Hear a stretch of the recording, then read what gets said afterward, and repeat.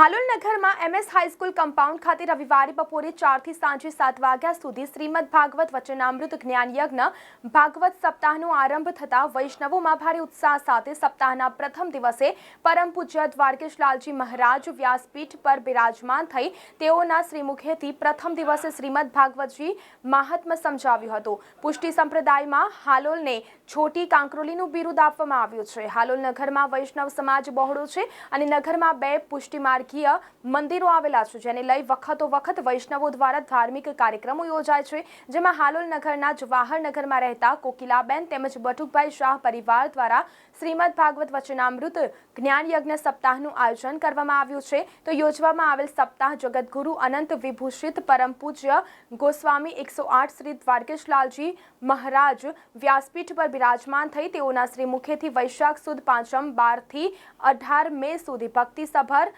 કર્ણય અને સંગીતમય શૈલીમાં રસપાન કરાવનાર છે, જેમાં 12મી મે રવિવારના રોજ બપોરે 34 કલાકે જવાહરનગર ખાતે રહેતા સપ્તાહના મનોરથીના નિવાસસ્થાનેથી યાત્રા નીકળી હતી। પોથી યાત્રામાં પધારેલ શ્રી વલ્લભકોડ પરિવાર પરમ પૂજ્ય ગોસ્વામી 108 કાંકરોલી નરેશ શ્રી વાગેશ કુમાર તેમજ મહોદય તેમજ પરમ પૂજ્ય 108 દ્વારકેશ લાલજી મહારાજ સુશોભિત બગીમાં બિરાજમાન થઈ વાજતે ગાજતે ભક્તિમય વાતાવરણમાં નીકળી હતી।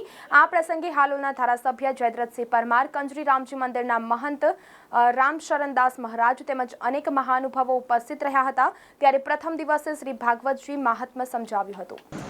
હાલોલના આંગણે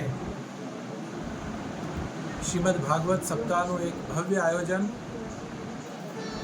સમગ્ર બટુકભાઈ પરિવાર અને વૈષ્ણવ સમાજ તરફથી ખૂબ સુંદર રીતે નિર્ધારિત કરવામાં આવ્યું છે।